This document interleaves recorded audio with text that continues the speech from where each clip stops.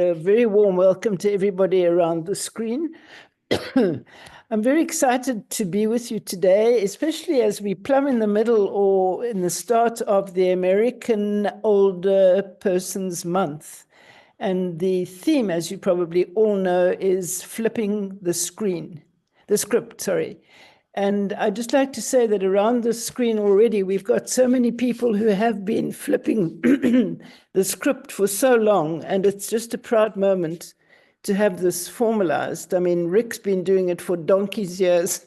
I don't know if you'd like to say, Rick, for how many years you've been flipping the script on aging, and Luann and everybody, just Jeff Rubin, and everybody around the screen has been doing their thing, and VJ from Mauritius. So it's a proud moment, in fact, that this subject is now being accorded this nationwide importance in America. And I think that this is going to really bring us even closer to that tipping point, which I think we're all starting to feel in the work that we are doing.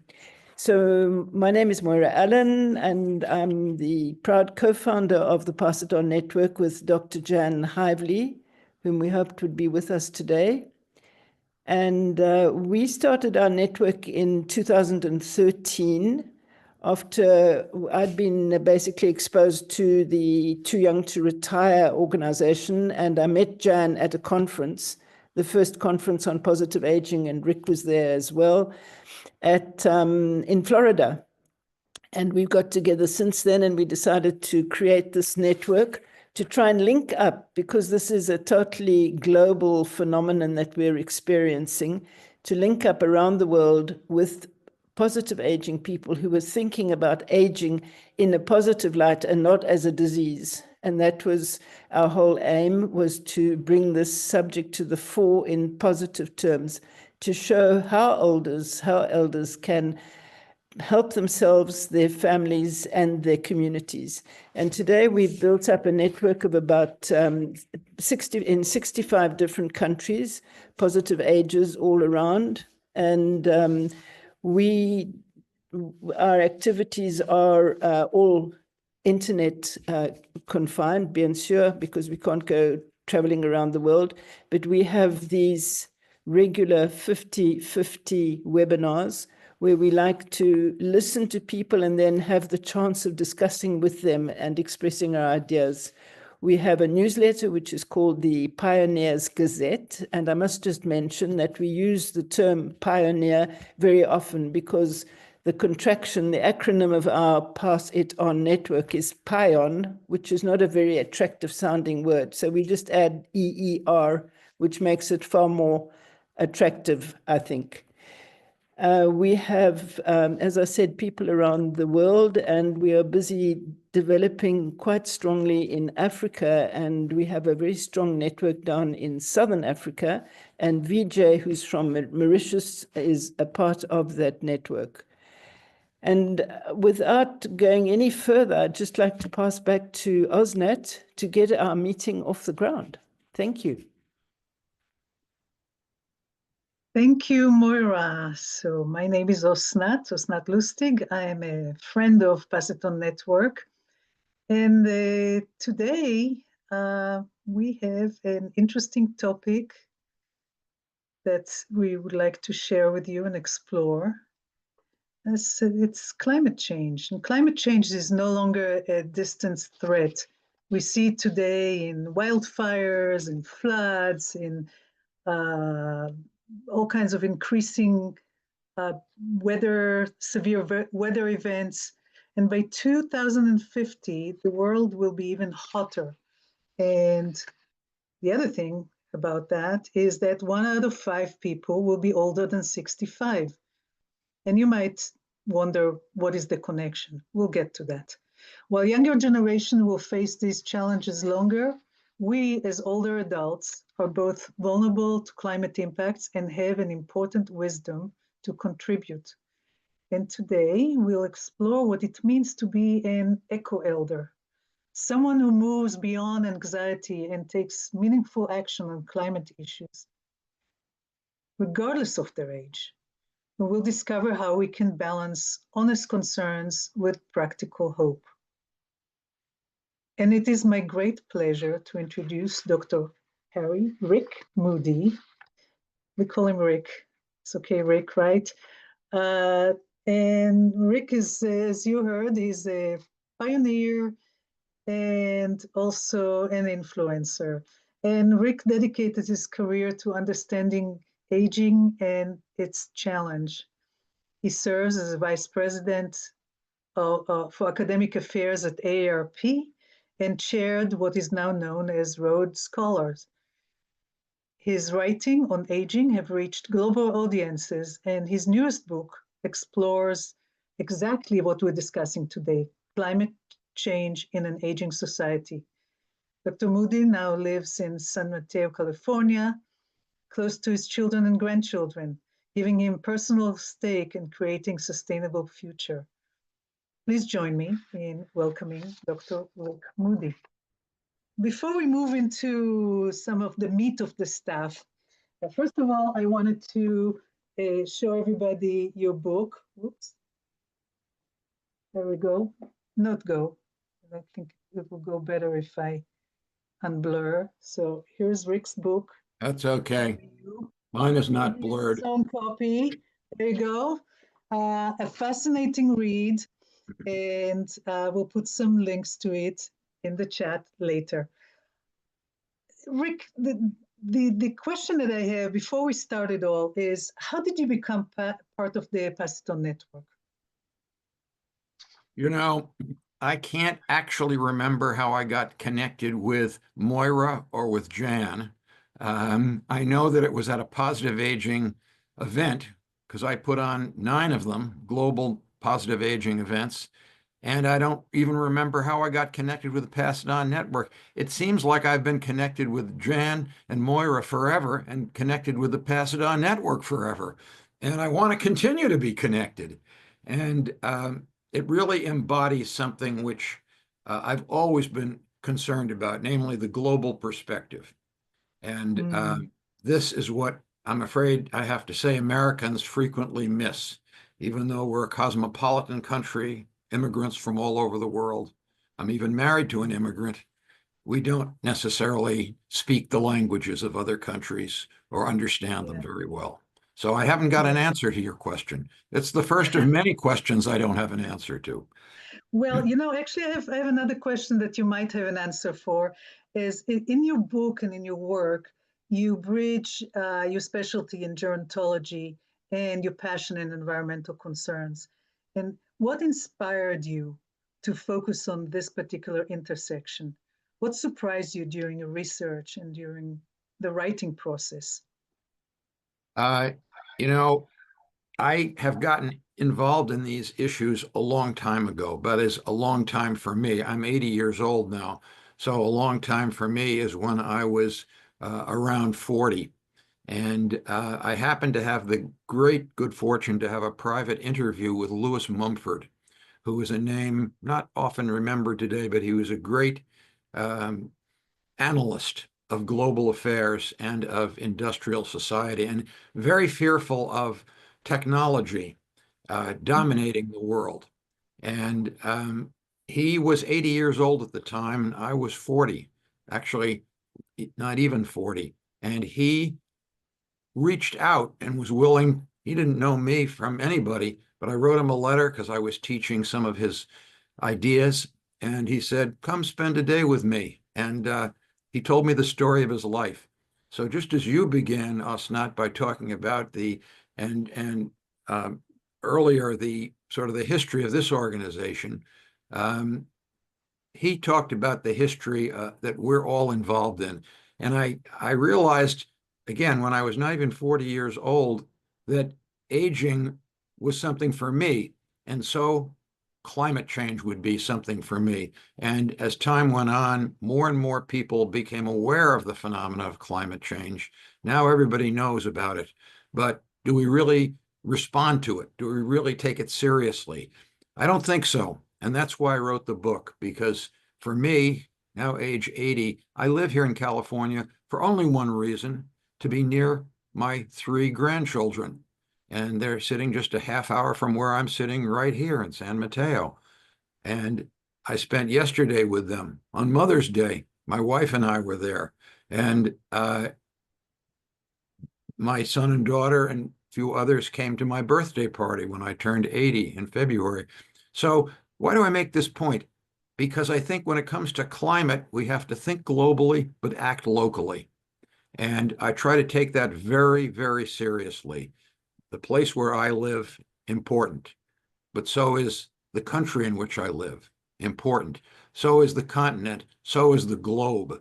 And unless we think in both directions, both locally and globally, we will not make progress. Wow, that's it. This is a great place to share some of the images you shared with me.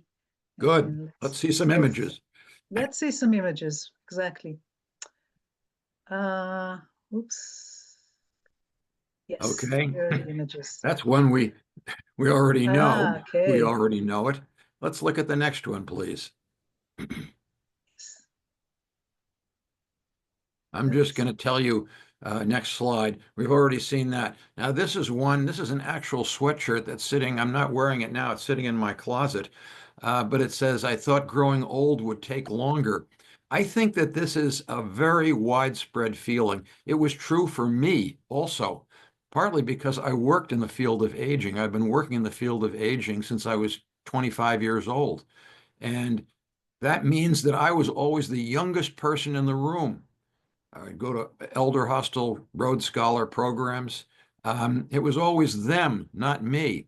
But now I have become like a professor of Japanese who works at the language and the literature, and then he retires and goes to visit Japan. I actually have visited Japan a few times. But my point is that we will visit, we want to visit old age, but not yet. And that's the attitude that people have. And this is another aspect of the attitude.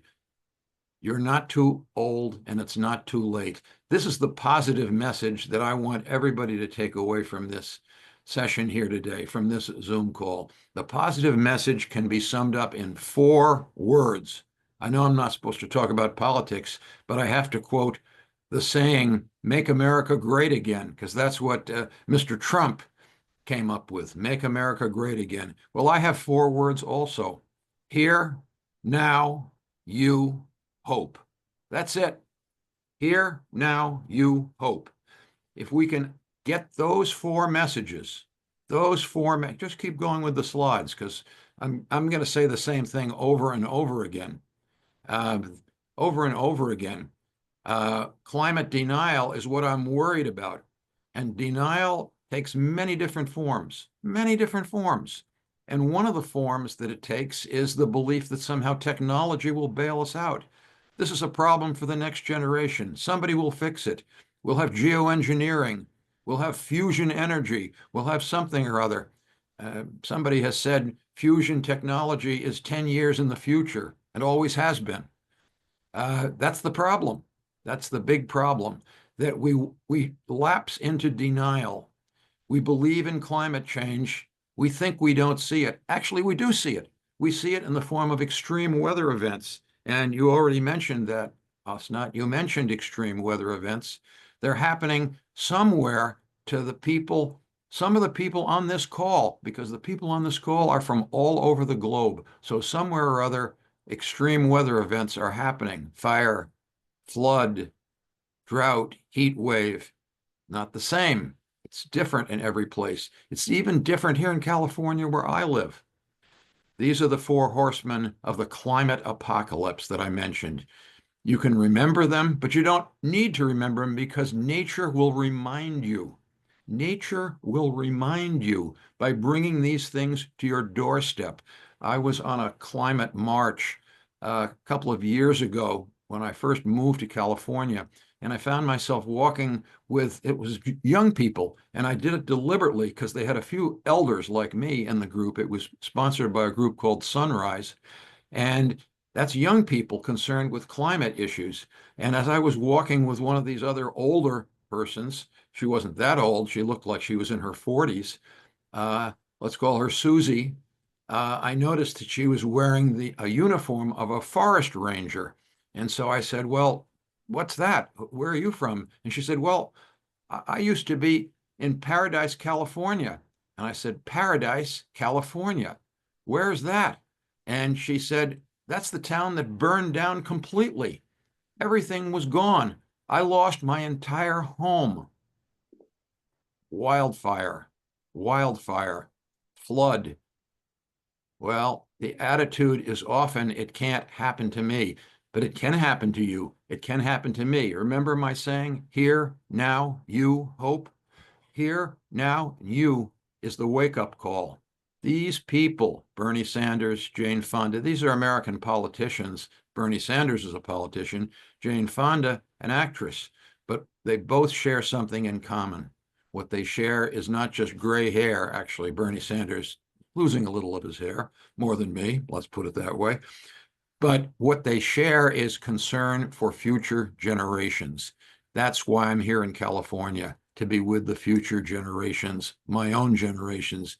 Jane Goodall, a great sainted figure, in my opinion. I had the wonderful privilege to introduce her to the annual meeting of AARP. We had 20 or 25,000 people in the room, and I got to introduce Jane Goodall. But what's really important is that I got to meet Jane Goodall, to talk to her in person before and after her presentation. And what I learned, she's now over 90 years old, what I learned is that Jane Goodall spends more than 300 days every year just traveling around the globe, not on a Rhodes Scholar trip, but to help protect the future generations. Zalman Schachter, another eco-elder. Zalman lived in Boulder, Colorado, where I used to live before I came to California to be with my grandchildren. And Zalman and I were in a restaurant one time, and he's a rabbi, by the way. He deceased a few years ago. He said to me, he said, Rick, you know, this aging business is really very simple. He said, the only question is, are you saved? Are you saved? And I thought to myself, well, he's a clergyman. And he says, no, I don't mean it in a theological sense. I mean it in a sense of legacy. Have you done your legacy work for future generations? What are you doing with your life if you're an elder? And that's the question that preoccupies me. And speaking of eco-elders, this is the one who really, along with Moira, created this whole enterprise that we're involved in today. Jan is fortunately still with us. I was worried. She just got out of the hospital, had a very critical illness, but she's at home now. And Rick, Jan Hively. She's with us today. She's with us. Wonderful. Yes. Jan, I can't see you on the screen because I can only see a few pictures on the screen, but I'm going to hold up the book because the book talks about many things, but at the end of the book, the last chapter is filled with dreams. And of all the dreams in here, the last dream is a dream from Jan Hively, which she titled, or I titled, Seek the Everlasting. Why is this important? Why is this important? Because in America, and even in the wider world today, we're preoccupied with the moment. We live in the now. Not be here now the way Ram Dass wanted us to do, but rather looking at the clock. Are we using our time? Are we making money? Are we having interesting experiences? Is that what positive aging is? When I was with the Rhodes Scholar, we used to give out pins for what we called frequent hostelers. It was called Elder Hostel at the time, by the way. We changed the name because people didn't like the name Elder Hostel. They didn't like elder because it sounds like it's old, and hostel, they thought they'd have to live in a youth hostel. They didn't like that either. But they liked the idea of travel and the idea of going around the globe, which is a good thing, but it's also a bad thing because it uses energy resources, fossil fuels. This is my family. And I think Asnat said she didn't recognize me. Was that really me? Yes, that was me. That was when my daughter, who's on the right-hand side, Carolyn, who's now 40, I was at the time maybe 39, but look at the left-hand side of the screen. There's my son. He's looking up at the old man. That's Larry Morris. That's the man who lived in our house until he died at the age of 97. That's when I learned something about caregiving. But what I really learned is the great circle of life, the great circle that all the generations here, the young, the middle-aged, and the old, are all tied together. If we could only remember that, if we could only act on that, our attitude to climate change would be completely different. It wouldn't be about other people. It would be about myself. This is the message that future generations are sending to us, or they would send to us. The future generations, some of them exist, like this little girl. Some of them don't exist at all. They represent unborn future who will inherit our world, who will inherit our world. So what do? Do we get depressed? Do we have climate anxiety? That's a reality. Of course, if you don't have climate anxiety, you're just not paying attention. But you need to do something more, something more. And that's why climate change requires the elders to join with the youngers. And that's what we have done. This is a picture from Third Act, an organization founded by an American, Bill McKibben. I've met Bill McKibben. I just had a message with him the other day, as a matter of fact. I'm a member. I became a charter member of Third Act. This is a way of mobilizing elders on behalf of future generations. It is not hopeless. The main message that I want to give people is it is not hopeless. I said it in 4 words: here, now, you, hope. I finally believe in climate change. No. You need to believe now. That's mitigation. There will be time for adaptation. Some people are already adapting. People feel powerless because they say, I'm just one person in 7 billion people. What can I do? What can one person do? Be here now. Act now. Think globally, but act locally. I've mentioned Third Act. I haven't mentioned Elders Climate Action. I'm a member of both. I'm also board chair of Gray is Green, the National Senior Conservation Corps. I have been for 15 years. So when did I become interested in these things? Quite a while ago, but not early enough, not when I was young enough. We all need to act. Everybody in this Zoom call has something they can contribute. Here's where I was. You can't see me in this picture because I was taking the picture. People's Climate March in New York City, 2014. That was 11 years ago. What have we done since then? Practically nothing when it comes to reducing global emissions. A lot when it comes to solar power, when it comes to renewable energy. Renewable energy is making tremendous progress. This is an example of a very recent, just last year, event that I had, Generations Together, that I was part of the group putting it on. We had young people and old people and middle-aged people, all 3 age groups together in dialogue in a global phenomena in which we promote dialogue, actually in person, but it's what we're doing right now in this Zoom call. Can we do it together? I believe we can. This is a picture. You can see me somewhere in this picture in the back, perhaps. We all put on these costumes. This is something that they developed in Japan, okay? They developed this idea of future design in which people enact future generations. They pretend to be the future generations, and they send, what message would you give to the future generations? What message will they give to you? And that way the young and the old can connect to each other now, not waiting until 2050 or 2040, 2045. I'd be 100 years old then. Hope. I spoke about hope. This is an actual image, an actual picture from an event at Third Act in which that woman is giving my message. That's why I'm here in California. I'm here for my grandchildren, 3 little girls. One is only 1 year old. I just saw them yesterday in that Mother's Day gathering in the restaurant. I'm here for my grandchildren. Here, now, you hope. We're not talking about optimism. We're not talking about pessimism. We're talking about action. Hope is a verb with its sleeves rolled up. The environmentalist David Ott said that. I didn't say it, but I try to act on it.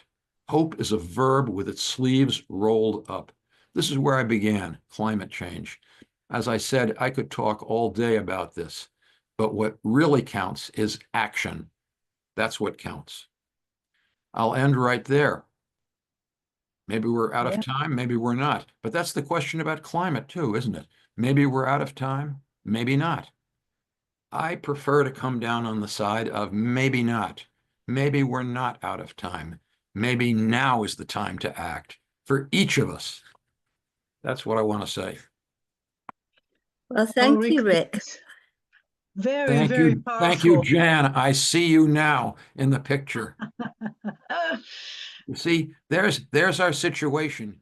We can see sometimes the old. Can we see the ancestors? How do we become a good ancestor? Well, Jan Hively is, in a way, my ancestor. She's not that much older than I am, but she's older than I am. And I am so glad that you're not in the hospital, that you're at home, and that you're here with us. And Rick, it's just so much, so much. We have Jan here, we have Moira here, we have you here, we have all the other elders, Paul and Jeff and Verna and Luann, everybody that can You've read all made the my names on day. the screen. And I have a question for you. You were talking about action. Let's do Yep. action. And marching in protests is one way to bring up awareness. What else somebody can do to facilitate the change that we want to see now in the world? To paraphrase Gandhi. Talking is very important. Talking to the right people. See my cell phone here? This cell phone I use a lot, and I send every day at least 50 digital messages to important people, that is, business executives, political leaders, media managers. Other people, volunteers, compose those messages. They're all about climate change, every single one of them, and they're all different. But other people, volunteers, not me, compose those messages, and I send them out. It takes me a half hour or so each day. I never fail. Never, ever, ever do I fail to send those 50 digital messages, often to different people because it changes from day to day. So my point is this: we are not just individuals. We are not helpless. We are not hopeless. People often talk about this in terms of the political situation in the United States. They get depressed. They get unhappy. I'm unhappy, but I'm not depressed because hope is a verb with its sleeves rolled up. And I work locally here in San Mateo. I just work with other people to establish a new group of indivisible San Mateo. I did the same thing in 2017 when I lived in Boulder.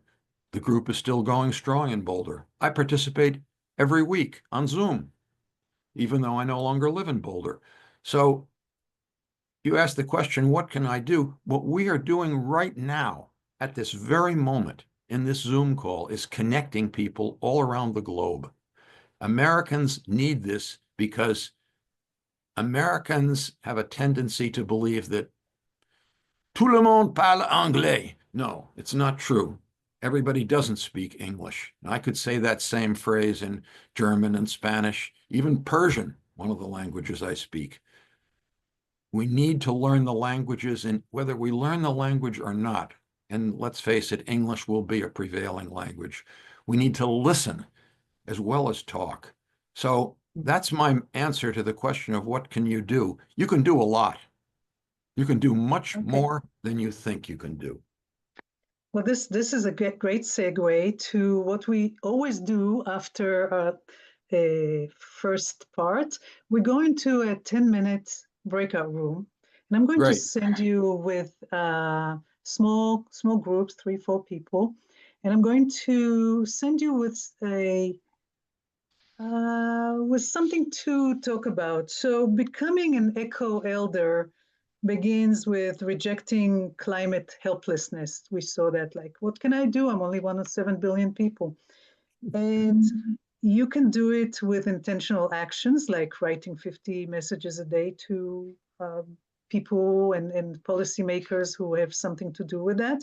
You could also decide what you buy, who do you support, how do you use resources, how do you advocate in your community for responsible environmental actions.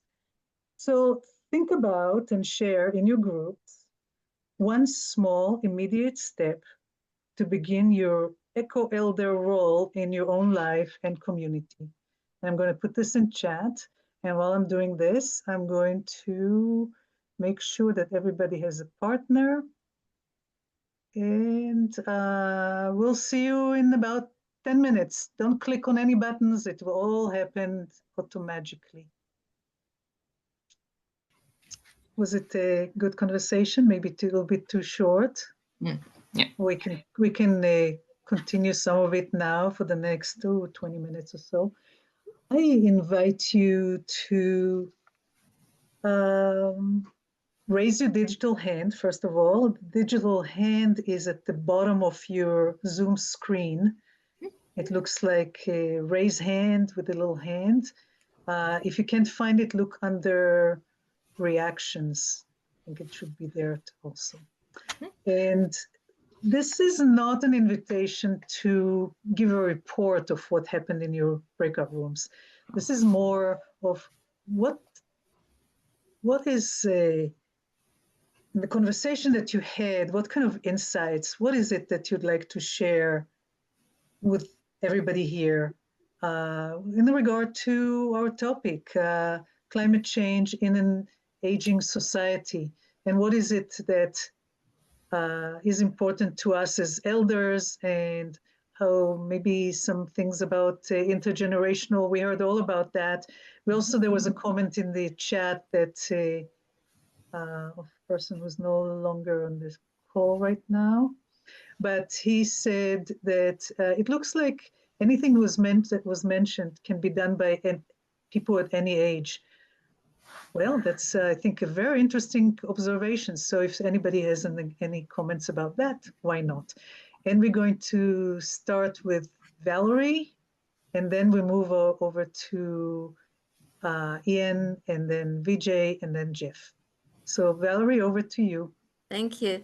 Well, I just wanted to say to the first speaker, he's absolutely right. We elders have got a lot to say for ourselves. We've been around a long time and we've learnt a lot over the years. Learn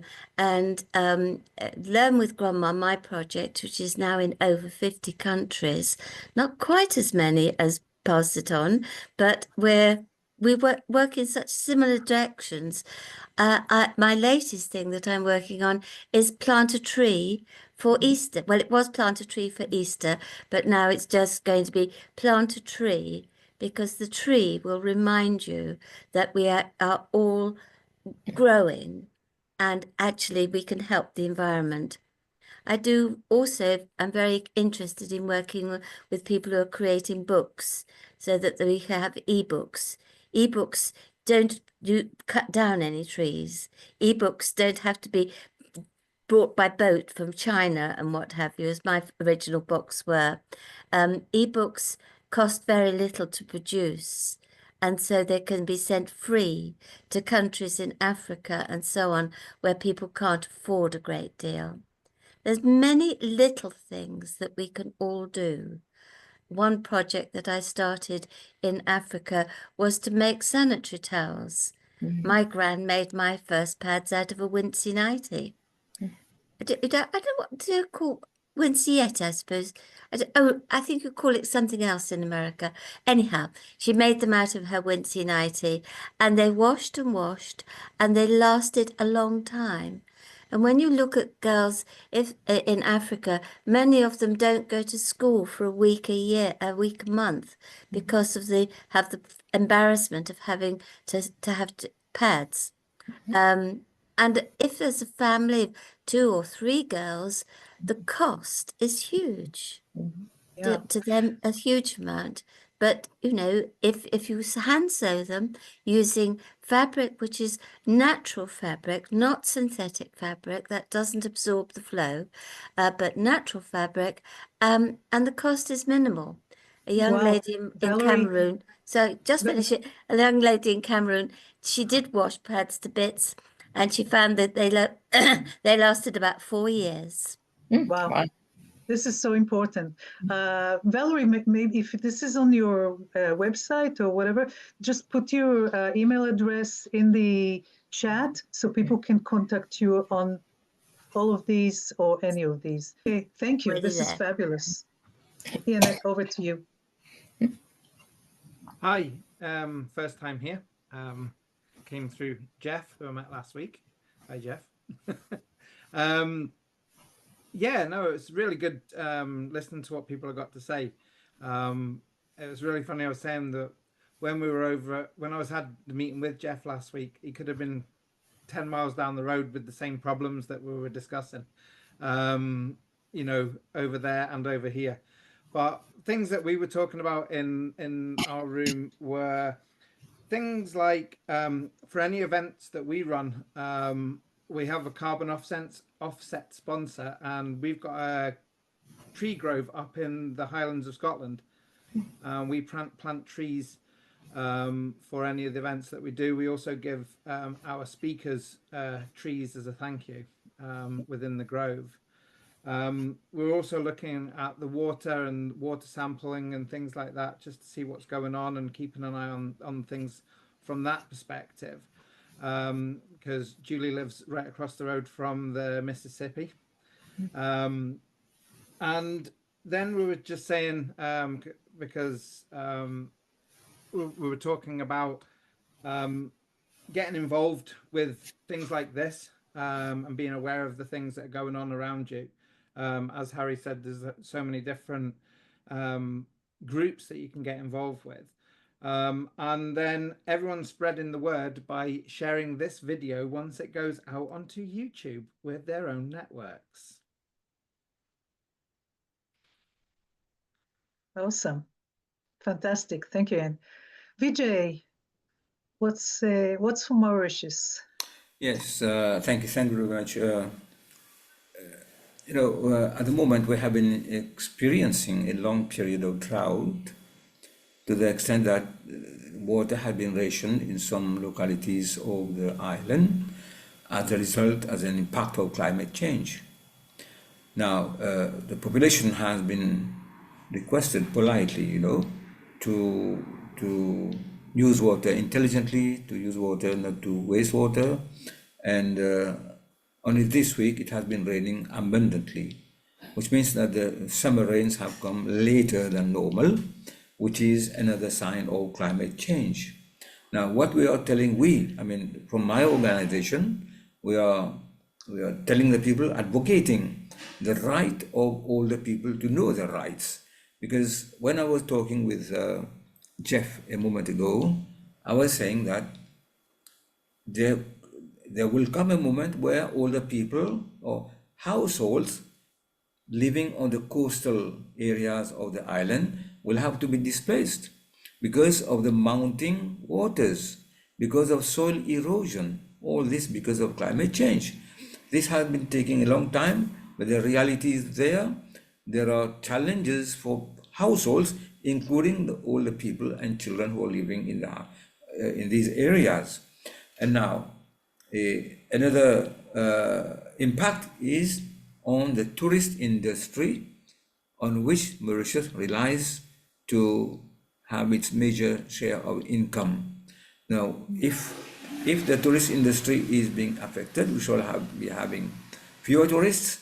Mauritius will no longer be a prized destination for people abroad, which means that the inflow of foreign currency, the inflow of money will be less than what we have been having all the time. So we have to, from GMWA, which is our mission and vision, to tell the people, whether they're younger people, older people, to connect younger people with the older ones.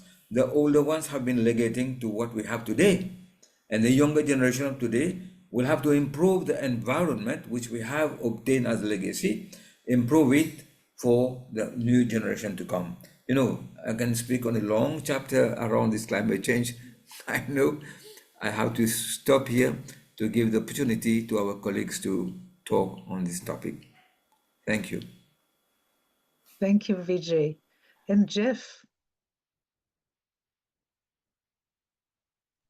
Yes, thank you. I was going to follow up on VJ. I was very impressed in our conversation about where he lives and the environment that he's operating in. The history of that island brings together a number of different cultures, and his particular group that's working on issues of human rights. And it dawned on me after we were talking, I said, you know, there's so many issues that people are engaged in, and they're all important issues, whether it's affordable housing or transportation or social engagement or whatever the case may be. What umbrella does it fall under? And I keep coming back to human rights. You know, we have a right as human beings to live in an environment that sustains us. We have a right as human beings to live with dignity and respect. And so I'm wondering, when the message seems to fall on deaf ears, whether we need to be looking at who has a vested interest. We can say we all have a vested interest, but what groups are out there advocating on behalf of human rights that tie into what we're doing? Moira, you know, for example, we've been talking about elder rights are human rights. And that shift in thinking it seems to have made quite a bit of difference in how we deal with things. The other thing is that Vijay just talked about economics. You know, there are people who only look at things in terms of whether it costs or it saves. Boy, if the economy is being impacted by climate change, then maybe they need to take a broader look at the cost of not doing business around climate change. So anyway, that's my 2 cents. One of the reasons that I'm so enamored of Pass It On Network, and I've been a supporter of Moira and Jan for so many years, is because I learned so much from other people in other parts of the world. We are not in the forefront. We may think as Americans that, oh, we're in the lead in terms of solving issues at problem. We are not. We can learn from so many other countries in what they're doing, because in many ways they're way ahead of us.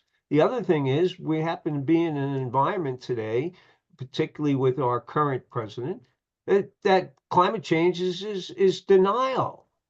And so how do we change that mindset? Who else do we need to bring to the table that is not here now?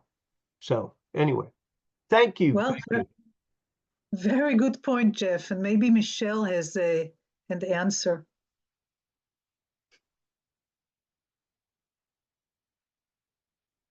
You're on mute, Michelle. There you go. I had to figure out how to unmute myself. I don't have an answer to the political question, except getting back to, you know, think globally but act locally.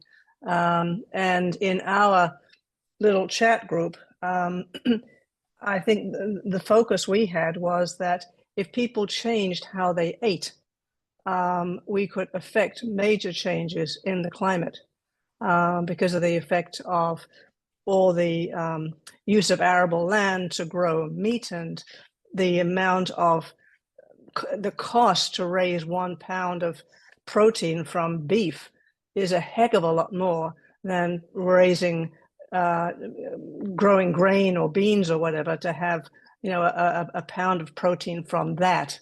And that if we stopped cutting down the forest to make grazing lands and switch, like I said, how we ate, that would be a big difference. But the problem is we've got a huge push from the beef, the cattle, the dairy, the egg. All these people push on the government so that when the government makes decisions, they have to kowtow to these big industrial influences. And we were talking about how some of the celebrities now are talking more about veganism, and I like to talk about whole food, plant-based personally. It turns out two of us are vegan in the group, which was in our chat group, which was fun. And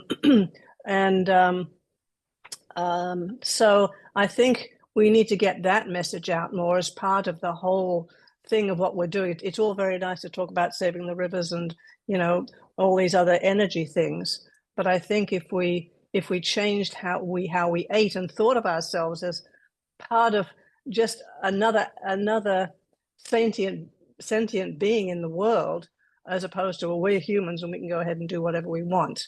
I think if we thought more sensitively about the environment and about what we ate, that would be a big influence. So that was the focus of our chat group. So it's a concrete action. Be mindful of what you eat and how it impacts everything around you. Yeah. Correct. Collins. Hi, thank you. And in our break room with Moody, we talked about how it's important to understand how we can use an intergenerational approach in addressing all issues that are at hand, most especially about the climate. And I am in agreement, and I think that the aging population at least has seen different aspects, so like different eras of how the climate has changed, and then they would have a lot, like really a lot to say, and then to come together with the younger generation, and then maybe then sustainability becomes something that is achievable when you have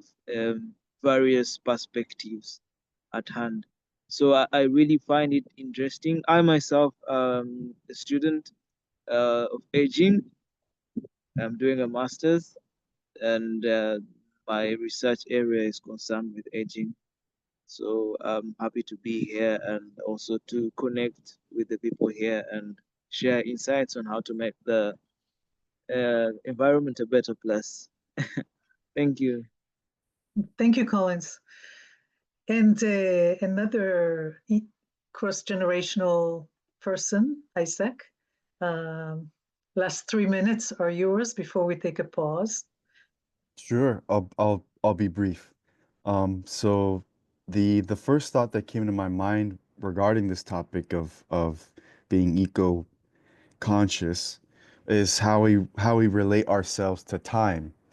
And I remember reading a while ago a study at how people in the Aymara culture in Bolivia, Peru, and Chile, which is my homeland, uh, how people refer to time through their gestures and what language they use. And what they found was that Aymara people speak of the past as something in front of them and the future as past them, I guess.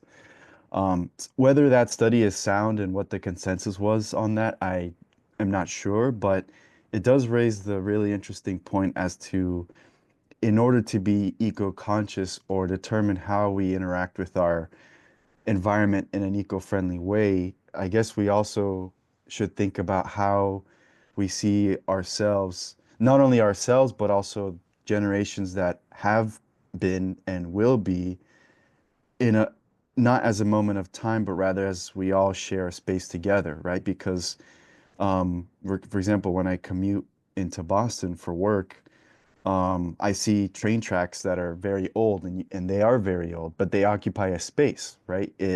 The car has to go over them. It occupies a space. Same with abandoned buildings. So I'd be interested to know, in terms of a reframing or an educational way, how we might be able to see ourselves differently in terms of physical time and how that could enact more eco-friendly thoughts, mindsets, ideas, or maybe not. It's just the thought that I had in my head about the relationship between eco-friendliness and time. Oh, so much to think about. Thank you, Isaac, for bringing a different perspective. And at this point, I'd like to, we have a few minutes. We're going to hear again from Rick Moody about what he thought about everything he heard. And then I'm going to let you know what's going to happen next month. And then we're going to stay here for another 15 minutes to say everything that didn't get said. And Rick, a few minutes for you to bookend this conversation. You're on mute.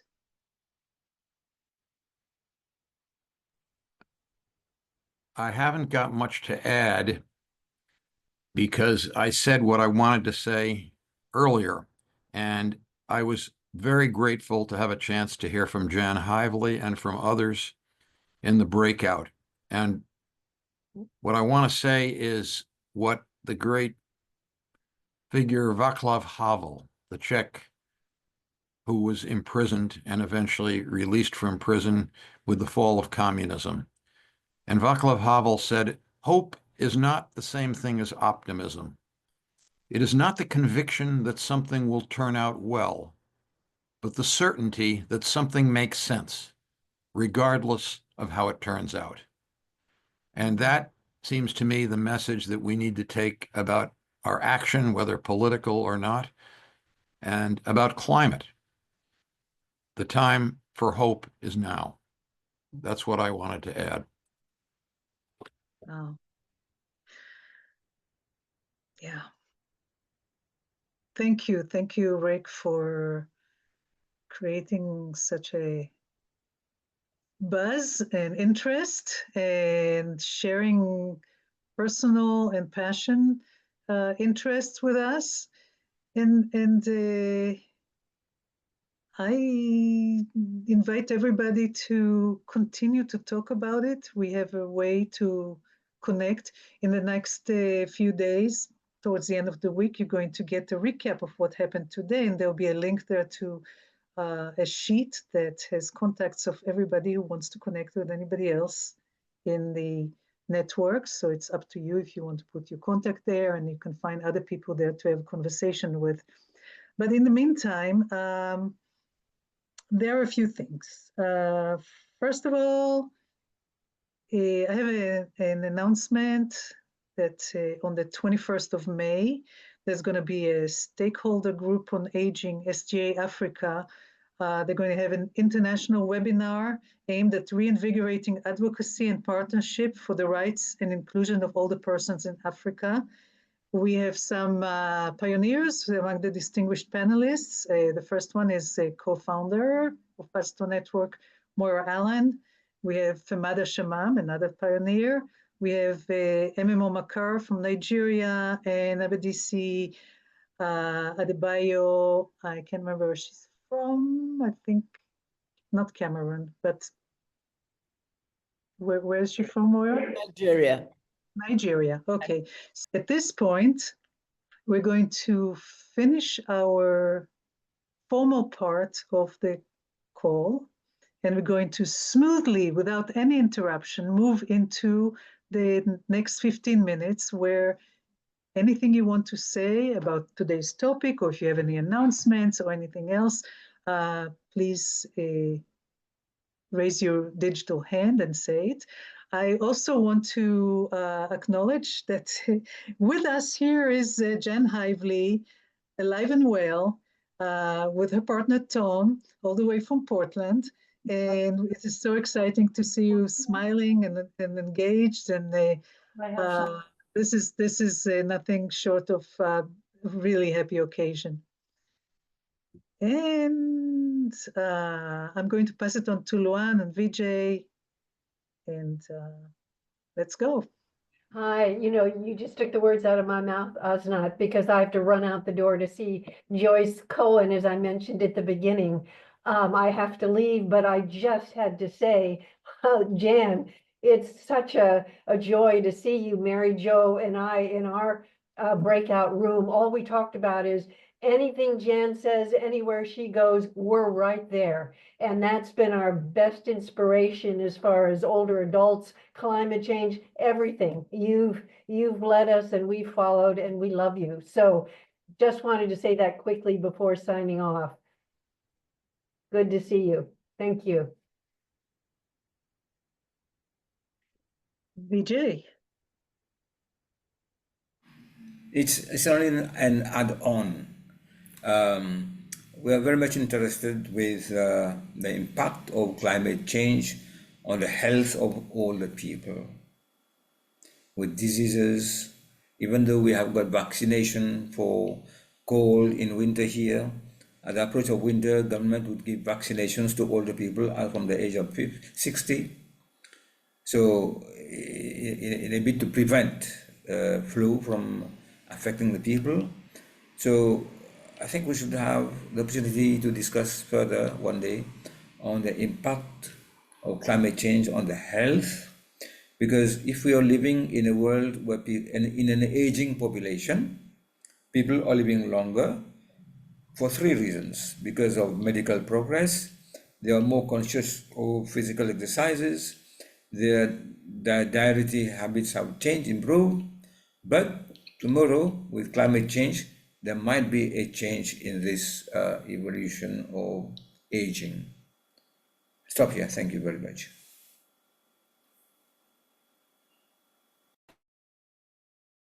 Vijay, this is a topic that is on our list. There's great concern, even to the point of how heat impacts medication that is sent to by mail or stored improperly at the home. So definitely a topic that we're going to return to. Verna.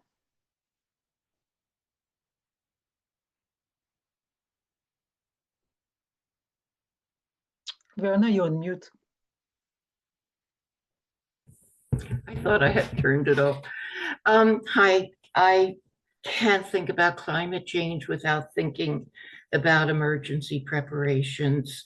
In my case, I'm in an elder community. My experience was with fire here in Colorado, and we had 2 communities burned down, and I could see the smoke from my window. I'm in the city. But that shock factor really gets someone off the sofa, I have to say. And that evening we had a community come stay with us because they were evacuated. And I really have been very concerned in talking to a lot of people here about evacuation and preparation for communities. I mean, it was absolute chaos of people trying to escape, and you're trying to find a bus to take a whole community of elders to escape. It just really has stayed in my mind. So there's just so many branches to this. There really are. Thank you. Well, thank you, Verna. And we addressed that topic in the 50/50 back in October 2023. It's on our YouTube channel. If you go back there, it was about preparedness. It was what you can do before the disaster hit. And I remember, Verna, we were all, you and I and everybody who was in that session, we were all kind of wondering how well is our community prepared for that at all ages. So I encourage you to go back to October 2023 YouTube channel about preparedness. It was a wonderful and informative and scary in a way, and hopeful at the same time conversation.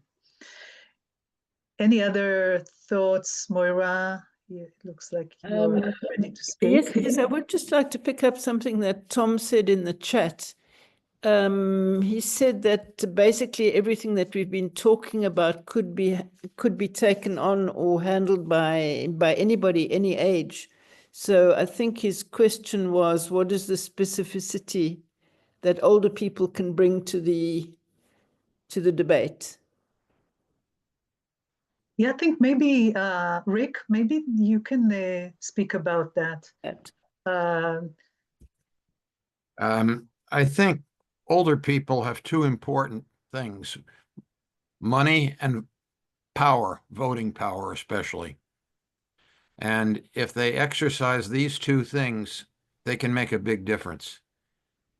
Young people often do not vote. That needs to be changed, and there are ways of changing it. They may not have enough money, but they can learn more about fundraising. I try to teach them that. Young and old can get together reciprocally because each one has something the other may need. And if we think in those terms, we won't look on intergenerational connection as a luxury or an ornamental idea or an interesting thing. We will see it as essential because the old are not going to be around much longer, and the young are going to inherit whatever we leave behind. In the chat, Carol from Canada put a very interesting article, the Alberta health professionals. I know it's on the chat and you'll be sending that out, but I just wanted to say how good that article was. There was something also about the United Nations. Can't see it all now because it's quite a long bit, but it's a very interesting article that she's posted. So do have a look. And Ian, yes, I do want to be in touch with you because you can join Learn with Grandma UK and post what you're doing about planting trees, and then I can tell you what I'm doing about planting trees. I'll send you a link as soon as I get the thing from you. But actually, we can all plant trees, and planting trees is not only a beautiful thing to do. And by the way, if you plant a fruit tree, you get something back. You may not live long enough to get the apple, but your descendants will. So that could be nice. But planting a tree is more than just planting a tree. It's a symbol. It's a symbol of growth. It's a symbol of resurrection. There was a time years ago. Yeah, thanks very much again. It's been great to be here. Yeah, I just feel that it would be great if we could start having more conversations about aging with younger people and getting them on board, at an earlier age of life, and talk about things like care and the discussions that we have, because when you're 20 you don't think you're going to get old, so having those conversations is really Jeff's laughing because this is what we are talking about last week. Having those conversations, trying to get those conversations going in schools, to try and get that interconnection with the intergenerational side of things, I think is something that is really key. I mean, 3 times in the last couple of weeks I've had a conversation about one of my friends. He talks about lost knowledge within the workspace, and I think we need to start talking about lost knowledge within the life space. If that knowledge isn't passed on that we've got, like Rick was saying there, and if that knowledge isn't passed on to younger people, then we're just going to keep repeating the same problems as we keep going along. I'm I've been wondering. talking about this for decades. Yeah, I have. Yeah, I have as well. Yeah. Yeah, so we'll crack on with that with England, Wales, and Scotland. Yeah. I'm wondering, Isaac, what kind of knowledge would you like to be passed on to you? That's a great question. And I ask that to everybody if anybody could have anything to say. But I guess,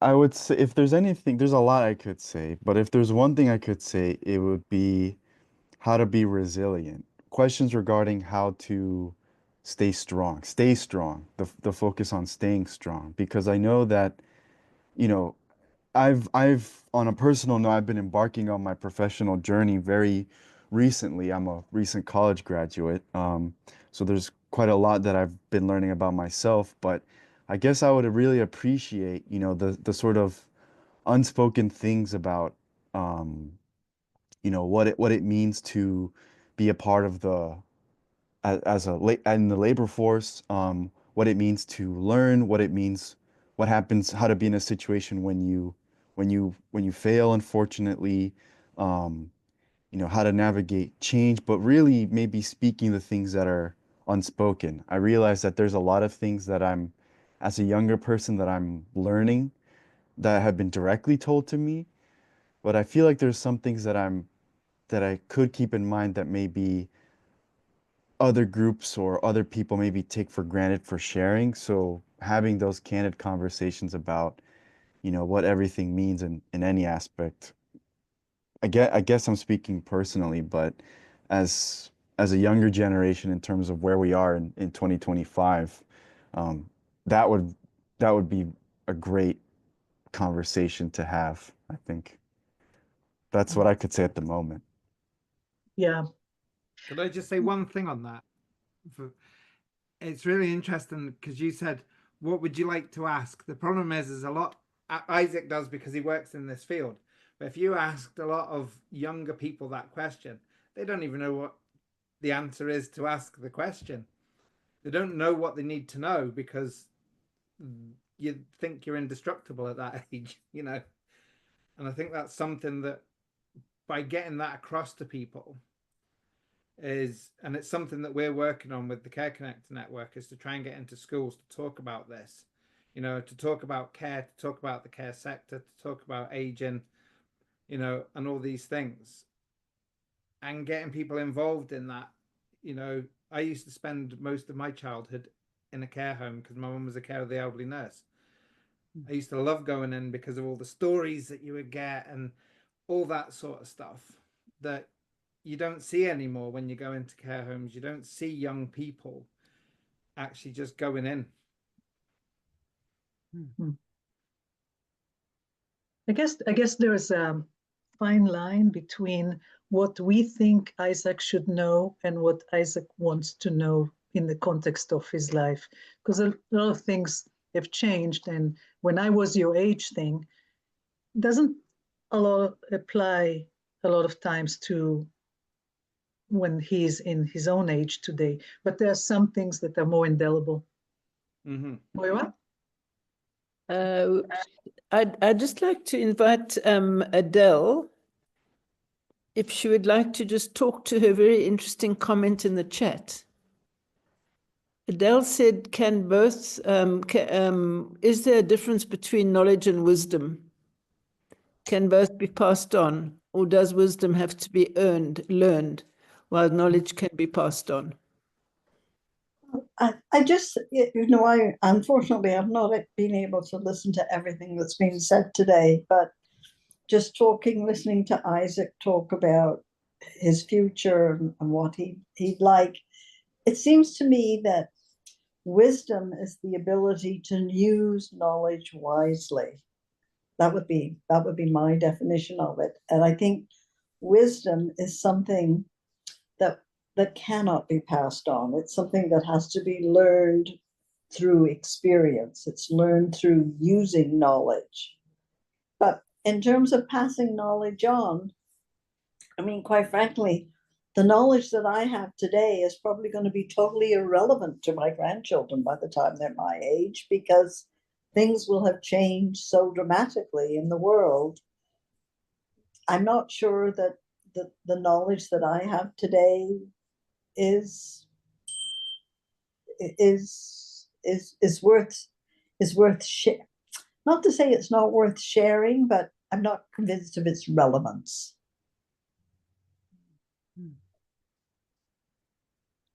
Something to think about. Nancy, what are you thinking? Yeah, Number one, I'm so glad that I came today. I think I really needed to reflect on hope. And I very much appreciated the things that Rick talked about. Those quotes I'm familiar with, but I needed to hear them again. So thank you very much for embedding those in your presentation. And Isaac, I'm really moved by what you said. I had a conversation yesterday with my 41-year-old son, and it was about parenting, but it was also about being in the world as an early middle ager. And to a large extent, without using the word hope, he was asking the same question that you're asking about resilience. When we were talking about what's happening in the world today, and the need for people who are enlightened and committed to act on these issues in a way that serves everyone, everywhere. And one of his first comments to me was his concern about population growth and expansion. And so what I heard from him initially was fears, grave concerns about what's happening in the world that seem to be blocking him from looking at what he can do as a 41-year-old now and in his future to address these issues. And so I think it's a really critical question about that the time is now, as Rick said, that hope is crucial, that action is essential, and that resilience, being able to recognize what is going on that is of grave concern for us.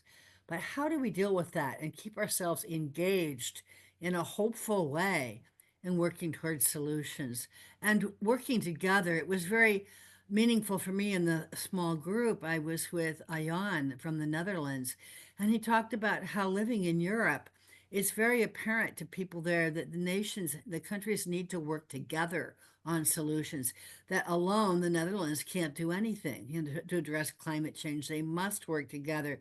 And he acknowledged that in the United States, because it's such a very large landmass, it's harder to get that kind of understanding, but still crucial that regardless of where we are in the world, we must work together on these critical solutions, but from a hopeful position and an action-oriented position. So I'm really glad you asked that question, Isaac. It's very, very important. Thank you. I'm done. Thank you, Nancy. We could probably spend another half an hour, 1 hour, days on this, but I'm going to pass it on to Vijay for the last thing to say on this call, and after this, Thank you. Thank you very much, Osnat. I should like to go back, just 1 minute on that question of wisdom and the transfer of information from us to the upcoming generation. I think it is our duty to show the younger generation what we have learned, because there's nothing irrelevant. On the contrary, we are facilitating the younger learner to learn. In fact, to learn in a systematic way, because what we have gathered, our experience, our wisdom, have in fact to be transmitted to the younger generation, because education is a continuum. I was a teacher. I know that when we started teaching, we had to start from the known to the unknown. So what we know, we have to transfer to the child who doesn't know. This is my take on that issue. Thank you very much. Thank you, Vijay. And I want to thank again Rick Moody for being here and everybody else who stayed for past the formal ending. I'd like to remind you that our next call is on the 9th of June, same time, same place. Watch for an invitation in your mail. And thank you very much for all your contribution today and the good work that we do as a network and as people. Thank you. Before you go, remember the old song, nothing's impossible, I have found. So when my chin is on the ground, I pick myself up, dust myself down, and start all over again. So just keep going, girls and boys. Bye-bye, everyone. Bye-bye.